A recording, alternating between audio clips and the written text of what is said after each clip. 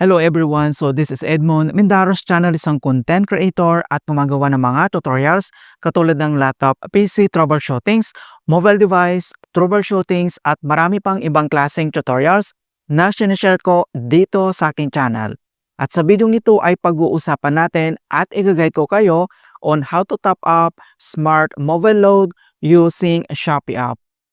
Kung hindi mo kabisado kung paano ba mag-top up or mag-purchase ng mobile load gamit lang yung ating Shopee app, ang video ito ay makakatulong sa iyo as your guide. Kaya wag na natin patagalin at start na natin. So ang next step ay kailangan mo lang i-open dito yung Shopee app, click mo lang. At dito lang sa ating Shopee homepage, dito lang sa baba ay kailangan mo lang i-tap dito yung Meet Tab Profile na makikita dito sa bottom right corner. At dito lang sa ating Shopee homepage profile and then next step, so dito lang sa financial services, dito lang sa right corner, kailangan mo lang i-select dito yung see more para makita natin dito yung digital products, i-click mo lang. At dito lang sa ating finance services, so dito lang sa pinakagitna ay makikita mo na dito yung features ni Shopee. So nandito yung other details, mga pwede natin i-select. So since bibili tayo dito or mag-top up ng mobile load, so kailangan mo lang i-select dito yung load, bills, and travel, i-click mo lang. And madadirect na tayo dito sa digital products. So dito lang sa pinakataas, kailangan mo lang i-select dito yung buy load. And dito na tayo sa mobile top up. Okay? And then makikita mo kaagad dito yung mobile number. So kailangan mo lang yan ilagay o enter. So depende yan sa network na gusto mong i-purchase. Okay? So kung smart talk and text, Globe, or Touch Mobile, kailangan mong i-enter muna dito yung mobile number. And dito lang sa right corner, makikita mo dito yung change, itap mo lang yan para makita mo yung network yan. Okay, so select carrier. So makita mo na dito yung mobile network. So mayroon ditong Smart, Globe, Talk and Text dito, and then yung Touch Mobile. So depende yan sa option mo kung ano yung i-purchase mo dyan. So i-select mo lang yan. Kapag na-select mo na siya, and then dito naman sa taas ay kailangan mo lang i-enter dito yung Smart Mobile Number. So dapat tugma po yan, okay?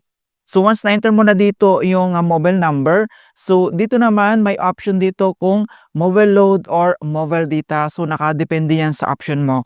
Kung mobile data yung i-purchase mo, dito lang sa right corner, i-click mo lang yung mobile data, and then kailangan mo lang mag-select dito sa pinakababa mga kaibigan kung ano yung mobile data. So since mobile load or regular load yung i-purchase natin, kailangan mo lang i-select dito yung mobile load. At dito naman sa pinakababa niya, so makita mo dito yung mobile top up.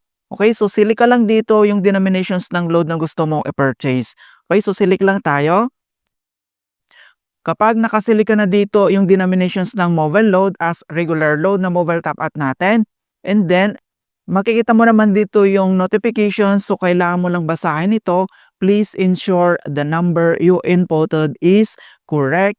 Credit that have been purchased cannot be returned. So ibig sabihin nito mga kaibigan, kapag mali yung nilagay mo dito ng mobile number ay hindi na yan may babalik. Okay, so kailangan mong i-double check.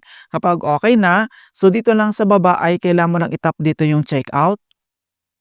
So dito na tayo sa checkout. So double check mo lang yung mobile number mo and then yung network. So nandito yung details. And then ito yung subtotal natin na babayaran. And then dito naman ay mayroon voucher dito kung gusto mong gamitin, or kung mayroon kang coins dito, pwede mo naman yan gamitin pang discount. Okay, so nandito na yung total amount. And then next, so complete your order and unlock this lucky draw. So mayroon naman ditong kanilang promotions din. Kapag okay na, dito lang sa bottom right corner, makikita mo dito yung Pay Now, and then click mo lang. And then Pay by Shopee Pay. So kailangan lang natin enter dito yung ating Shopee Pay PIN, or gamitin natin dito yung biometric authentications para ma-authorize natin yung transaction. Payment successful. Okay, so makita mo na dito na you paid this amount, and then para ma-confirm natin dito kapag successful na yung purchase natin, pwede mo naman i-view dito yung order details, i-click mo lang. Ayan. So, makikita mo na dito na to receive, please confirm if order received. So, nandito naman yung complete details. And naka-receive na tayo dito ng text message ni Smart Load. Ayan, so open lang natin. Okay, so successful na yung purchase natin ng mobile load gamit lang yung ating Shopee app. So pwede mo naman yan i-confirm. So open lang natin dito yung ating Smart app. So click mo lang. And then select mo lang dito yung ating Smart. Okay, so makita mo na dito yung load na galing sa ating Shopee app ay nandito na sa ating Smart app. So napakabilis lang talaga, okay? So pwede mo naman i-click dito yung ating inbox or notifications and then makita mo na dito yung ating transaction dito from Shopee app. Alright, so ganun lang po kasimple mga kaibigan kung paano ba mag-top up ng mobile load gamit lang yung ating Shopee app. And hope na nakapagbigay ako ng konting kalaman at guide tungkol sa Shopee tutorials. Thank you guys and see you in my next tutorials.